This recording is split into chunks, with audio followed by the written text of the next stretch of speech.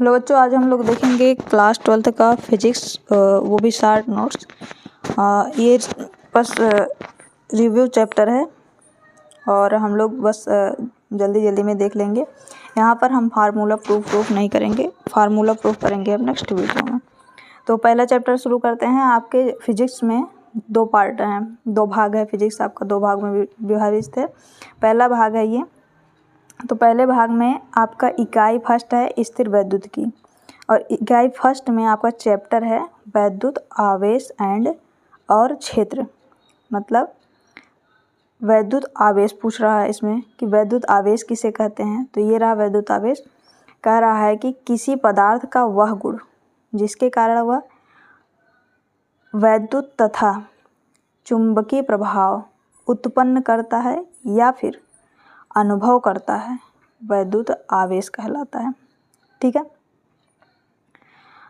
अच्छा, आवेश जो होता है वो कितने प्रकार का होता है? आवेश अगर पूछें तो दो प्रकार का होता है। एक ठो धन आवेश होता है और एक ठो ऋण आवेश होता है। ठीक है। अच्छा, जो धन आवेश होता है जिसे प्लस क्यू से डिनोट करते हैं, ऋण आवेश माइनस क्यू से डिनोट करते हैं। ये एक दूसरे को क्या करेंगे ना, अट्रैक्ट करेंगे ऐसे। ये और प्लस धन आवेश प्लस धन आवेश, ये भी धन आवेश एक दूसरे को क्या करेंगे ना, ये रिपेल करेंगे, इधर ढकेलेंगे इसको, ये इधर ढकेलेगा। ठीक है। इसका वाला बल इसको इधर ढकेलेगा और इसका वाला बल इसको इधर ढकेलेगा। इसी तरह माइनस क्यू और माइनस क्यू एक दूसरे को क्या करेंगे, प्रतिकर्षित करेंगे। इसमें एक बात और कहा गया है, वो बात क्या है? कह रहा है कि अगर हमको आवेश की वास्तविकता का अगर जांच करना हो तो उसका मेन चीज़ होता है वैद्युत प्रतिकर्षण। इसके थ्रू हम लोग आवेश की वास्तविकता को जांच सकते हैं कि रियल में आवेश है या नहीं है। ठीक है। इसके अलावा अगर चलेंगे आगे तो कह रहा है, अभी हम बता दिए ये वाला टॉपिक कि सजातीय आवेश एक दूसरे को प्रतिकर्षित करते हैं, विजातीय आवेश एक दूसरे को आकर्षित करते हैं। इसके अलावा नेक्स्ट है वैद्युत आवेशों के गुण। तो गुण क्या होते हैं? तो इसके तीन गुण हैं। तीन गुण कौन कौन से हैं? एक गुण कौन सा है? आवेश का संरक्षण। आवेश का संरक्षण मतलब आवेश को कभी हम नष्ट नहीं कर सकते हैं, कभी भी इसको नष्ट नहीं किया जा सकता है, बल्कि एक फॉर्म से दूसरे फॉर्म में लेके जाया जा सकता है, लेकिन नष्ट नहीं किया जा सकता। यही क्या है? आवेश का संरक्षण। परिभाषा क्या है? आवेश को ना तो उत्पन्न किया जा सकता है और ना ही नष्ट किया जा सकता है। अर्थात किसी विलगित निकाय का कुल आवेश संरक्षित रहता है। विलगित निकाय मतलब कोई अलग ऐसे सिस्टम है, इसका पूरा आवेश क्या हो जाएगा, जितना है इसमें उतना ही रहेगा। ठीक है। दूसरा गुण क्या है? वैद्युत आवेश का दूसरा गुण है आवेश का क्वांटीकरण। क्वांटीकरण क्या होता है कि इसको ना, आवेश का क्वांटीकरण क्या है कि इसको हमेशा पूर्ण गुणज के रूप में लिखा जा सकता है।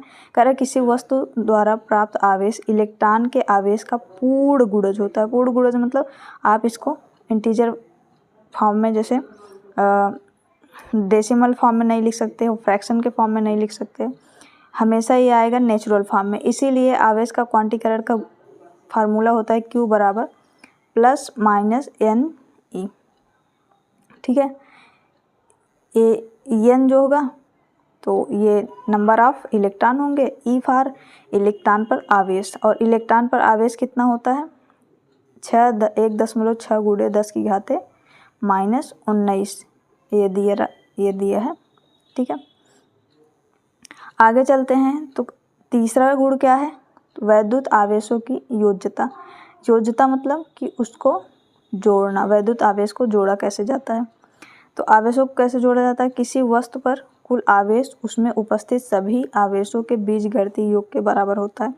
अब कहेंगे बीजगणितीय योग क्या है? ऐसे नॉर्मल जैसे 1 2 3 4 जोड़ नहीं लिया जाता है, उसी तरह इसको भी, आवेश को भी ऐसे बीजगणितीय फॉर्म में जोड़ा जा सकता है। तो उसी को कहते हैं वैद्युत आवेशों की योज्यता। देखिए Q बराबर Q1 Q2 Q3, बस आवेश कोई प्लस रहेगा कोई माइनस रहेगा, कोई प्लस रहेगा कोई माइनस रहेगा, ऐसे होगा QN तक। ये वाला बात आप लोग याद रखिए, कौन सा, ये वाला। ठीक है, आगे चलते हैं। अगला आता है कूलाम का नियम। कूलाम का नियम क्या कहता है? कूलाम का नियम आपका एकदम वैसे ही काम करता है जिस तरह से आपका न्यूटन के सार्वत्रिक गुरुत्वाकर्षण का नियम आप लोग पढ़े थे, उसी तरह। ठीक है, अब बोलेंगे ये क्या है? तो जैसे वहाँ पर क्या पढ़े थे, न्यूटन का गुरुत्वाकर्षण नियम बराबर क्या होता? Capital G m1 into m2 अपान क्या था, r का स्क्वायर। उसी तरह यहाँ पर सिर्फ Q1 Q2 हो जाएगा और बाकी सेम रहेगा। और वहाँ पर m1 m2 क्या करते थे ना, एक दूसरे को, कोई भी पिंड एक दूसरे को सदैव आकर्षित करता है, लेकिन आवेश वो प्रकृति पर डिसाइड करेगा। प्रकृति मतलब पॉजिटिव चार्ज, दोनों पॉजिटिव चार्ज है तो एक दूसरे को ढकेलेगा, दोनों निगेटिव चार्ज है तो एक दूसरे को ढकेलेगा, लेकिन एक पॉजिटिव है और एक निगेटिव है तो एक दूसरे को अट्रैक्ट करेंगे। बस इसमें यही अंतर हो जाता है, कभी कभी अंतर भी पूछ लेता है। तो आगे देख लेते हैं कि कूलाम का नियम क्या कहता है। कह रहा है कि किन्हीं दो स्थिर बिंदु आवेशों के बीच कार्य करने वाला आकर्षण या प्रतिकर्षण बल आवेशों की मात्राओं के गुणनफल, आवेशों की मात्रा मतलब कोई Q1 मात्रा है और कोई Q2 मात्रा है, के गुणनफल के अनुक्रमानुपाती तथा इसके बीच की दूरी r के व्युत्क्रमानुपाती, दूरी r न के वर्ग के व्युत्क्रमानुपाती होता है, स्क्वायर लगता है ना। और जब यही इस प्रोपोर्शनलिटी का चिन्ह हटता है तो यह बराबर होता है, यहाँ एक कांस्टेंट आता है k, जैसे वहाँ कैपिटल G आता था वहाँ यहाँ पर क्या आएगा k, और Q1 Q2 अपान r स्क्वायर, ये फार्मूला बनेगा। यही आपका क्या हो जाएगा, कूलाम का नियम हो जाएगा। ठीक है, और फिर अगर पूछें ये जो k है k, तो k को हम ऐसे 1/4 पाई एप्सिलॉन नॉट के बराबर भी होता है। ये कभी कभी आपको एग्ज़ाम में ना MCQ के फॉर्म में पूछता है। और इसका अगर नंबर में ऐसे मान पूछा जाए, जैसे कैपिटल G का मान कितना होता है 6.67 इंटू 10⁻11 होता है कैपिटल G का मान। ठीक है, इसी तरह आपका इस k का मान होता है 9 इंटू 10⁻9।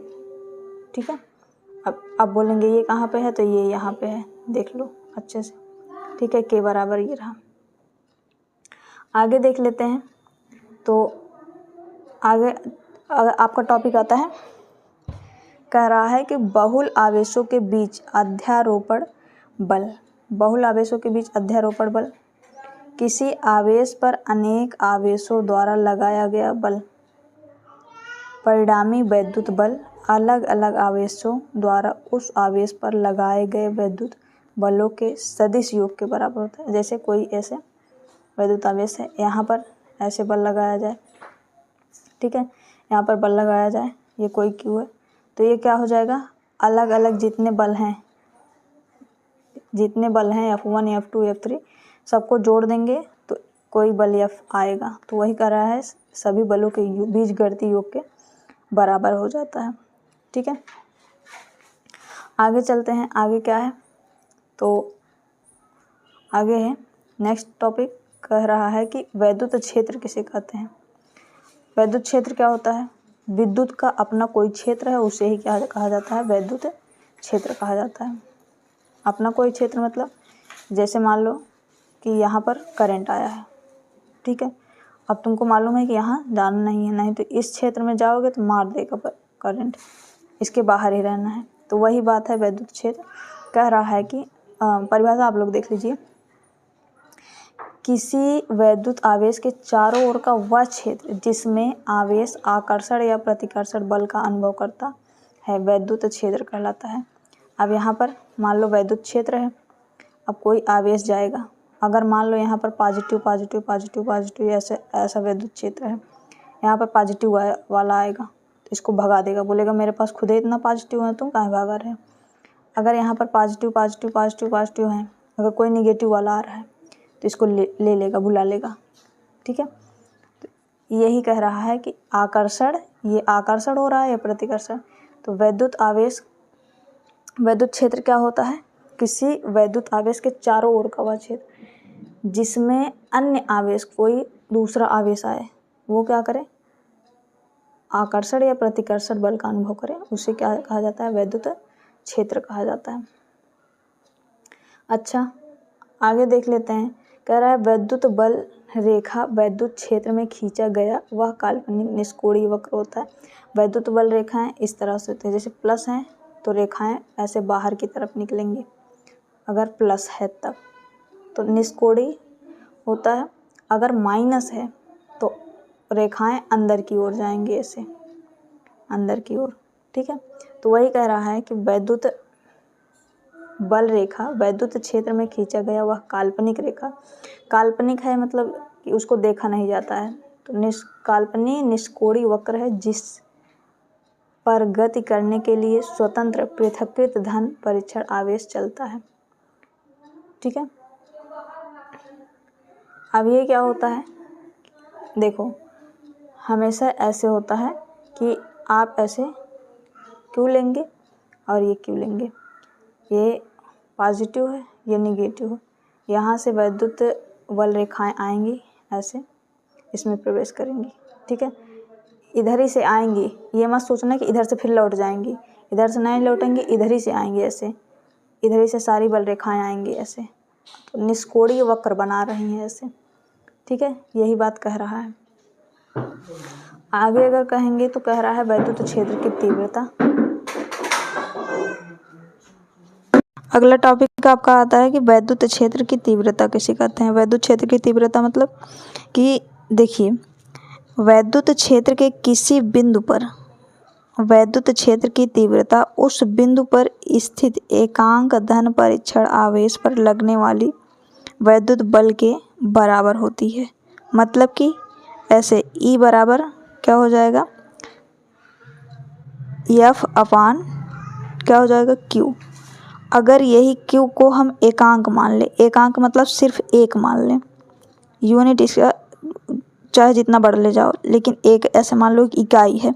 ठीक है, तब आपका वैद्युत क्षेत्र की तीव्रता इस पर लगने वाले बल के बराबर हो जाएगी। यही परिभाषा बन रहा है कि एकांक धन परीक्षण आवेश पर लगने वाला वैद्युत बल उसकी क्षेत्र की तीव्रता के बराबर होता है, वैद्युत क्षेत्र की तीव्रता के बराबर होता है। यही आपका फार्मूला बनेगा और ये आपका लिख लेना है फार्मूला। इसका मात्रक पूछता है तो बल का मात्रक न्यूटन होता है और कूलाम का मात्रक आवेश का मात्रक कूलाम होता है, तो न्यूटन प्रति कूलाम इसका एसआई मात्रक हो जाएगा। अच्छा, इसके अलावा आपसे पूछेगा कि यहाँ पर तो क्या पूछा है? बल और आवेश के फॉर्म में वैद्युत क्षेत्र की तीव्रता है। इसी तरह आपसे पूछेगा आवेश से दूरी पर, बिंदु आवेश से दूरी पर वैद्युत क्षेत्र की तीव्रता बताओ। मान लो इतना दूरी पर आवेश है बिंदु आवेश से, तब इसका इसमें क्षेत्र तीव्रता कैसे लगाएगा? फार्मूला आपको F नहीं दिया है फार्मूले में, तो आप कुछ नहीं जानते। कूलाम के नियम से F बराबर आप जानते हैं, F बराबर क्या होता है? K Q1 Q2 अपान R स्क्वायर। यही मान आप इसमें पुट कर देंगे तो एक Q से नीचे एक Q है, ये वाला Q कट जाएगा तो आपका बचेगा K Q1 अपान R स्क्वायर। तो यही आपका आ गया, जहाँ K का मान ये पुट कर दिया है 1/4 पाई एप्सिलॉन नॉट। ठीक है, तो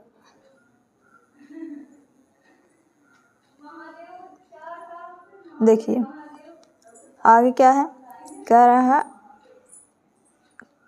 दूसरी बात क्या कह रहा है? कह रहा है ए त्रिज्या के एक समान आवेशित धातु के वलय की अक्ष पर अगर x दूरी पर उत्पन्न वैद्युत क्षेत्र की तीव्रता।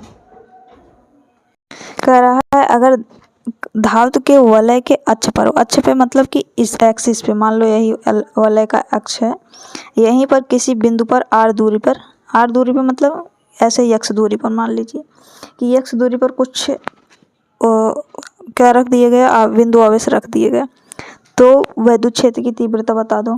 तो उसके लिए फार्मूला बनता है ई बराबर के क्यू यक्स, यक्स जो है वो दूरी है, जो दूरी आप लोगों ने यहाँ से रखा था, और अपान, क्योंकि यक्स दूरी बढ़ गई है तो ए स्क्वायर पहले ही था, यहाँ आर की जगह ए ले लिया है, तो ए स्क्वायर पहले से था, प्लस में एक यक्स और जोड़ना है तो प्लस यक्स स्क्वायर होल का पावर 3/2।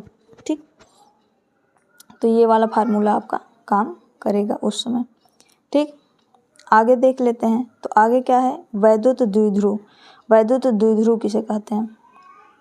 देखिए, कह रहा है कि जब दो बराबर परिणाम बराबर हो किंतु विपरीत प्रकृति विपरीत हो।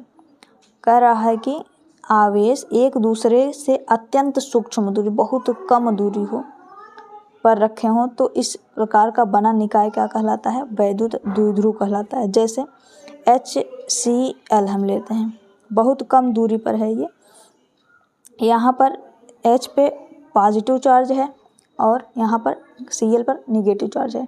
परिणाम दोनों का बराबर है, यहाँ पर एक का ही पॉजिटिव चार्ज है, यहाँ पर एक का निगेटिव चार्ज है, लेकिन इसकी प्रकृति चेंज है, ये पॉजिटिव है, ये निगेटिव है। तो ये एक क्या बना दिए? द्विध्रुव आघूर्ण विद्युत द्विध्रुव निकाय बना दिए हैं। ठीक, इसी तरह H2O एग्जाम्पल ले लेते हैं। अगला बोल रहा है विद्युत द्विध्रुव आघूर्ण किसे कहते हैं? तो अगर आघूर्ण ज्ञात करना है तो इसके लिए कह रहा है कि वैद्युत द्विध्रुव आघूर्ण विद्युत के द्विध्रुव के किसी एक आवेश की मात्रा, मान लो कोई ऐसे एक आवेश है तथा द्विध्रुव की प्रभावी लंबाई, द्विध्रुव की जितनी लंबाई है उसके क्या गुणनफल के बराबर। मान लो द्विध्रुव की लंबाई 2L है, 2L है, तो Q इंटू 2L क्या हो जाएगा? ये आपका क्या हो जाएगा? Q इंटू 2L आपका वैद्युत द्विध्रुव आघूर्ण हो जाएगा। अब बोलेंगे वैद्युत द्विध्रुव आघूर्ण, तो इसको टाउ से डिनोट किया जाता है। टाउ मतलब कि ये रहा आपका फार्मूला, टाउ से नहीं, आपको वैद्युत द्विध्रुव आघूर्ण जो है P से डिनोट किया जाता है। P बराबर Q इंटू 2L। ठीक, अगला आता है कि वैद्युत द्विध्रुव का अच्छे स्थिति पर बताइए कि बिंदु आवेश पर वैद्युत क्षेत्र की तीव्रता क्या होगी। तो अच्छी स्थिति पर द्विध्रुव का वो भी पूछ रहा है, और क्या पूछ रहा है? विद्युत क्षेत्र की तीव्रता। तो इसके लिए फार्मूला बनता है E बराबर K, इसका मान K के बराबर हो जाता है। ठीक है, E बराबर K 2P अपान R क्यूब है। ठीक है, ये रहा, इसको फार्मूला को आप लोग याद कर लेंगे। फिर इसी तरह आपको दूसरा दे रहा है कि वैद्युत द्विध्रुव को निरक्षीय स्थिति में, निरक्षीय मतलब अक्ष पे, मतलब कि यहाँ कहीं पे होगा, यहाँ पर कहीं पे, और निरक्षीय मतलब कि यहाँ कहीं पे होगा, ये अक्ष पे नहीं है, ये देखो विपरीत अक्ष हो जाएगा। तो वही बोल रहा है निरक्षीय स्थिति में, तो इसके लिए फार्मूला होता है E बराबर K P अपान R क्यूब। ठीक है, ये दोनों फार्मूला याद कर लीजिएगा, प्रूफ भी हम बता देंगे। अभी ये शॉर्ट रिवीजन है। नेक्स्ट अगला क्या बोल रहा है? कह रहा है वैद्युत द्विध्रुव को अक्ष में अक्ष से थीटा कोण बनाते हुए द्विध्रुव के मध्य बिंदु पर स्थित वैद्युत क्षेत्र की तीव्रता। अगर थीटा कोण बनाए, मतलब ऐसे लंबवत ना रहे, ऐसे थीटा कोण बना दे, तो उस पे बोल रहा है कि वैद्युत क्षेत्र की तीव्रता कैसे निकालेंगे। तो इसके लिए फार्मूला है E बराबर K P अपान R क्यूब, लेकिन यहाँ पर √1 + 3 cos स्क्वायर थीटा हो जाता है। ठीक है, और इस चैप्टर का लास्ट टॉपिक है, कह रहा है कि एक समान वैद्युत क्षेत्र में स्थित वैद्युत द्विध्रुव पर कार्यरत बल युग्म का आघूर्ण। बल युग्म मतलब कि टाउ, बल युग्म मतलब जोड़ा में जो बल लगता है उसे ही टाउ कहा जाता है। तब बोल रहा है बल युग्म का आघूर्ण बताओ। तो टाउ बराबर क्या हो जाएगा? वैद्युत द्विध्रुव इनटू वैद्युत क्षेत्र की तीव्रता E, इसका क्या होता है?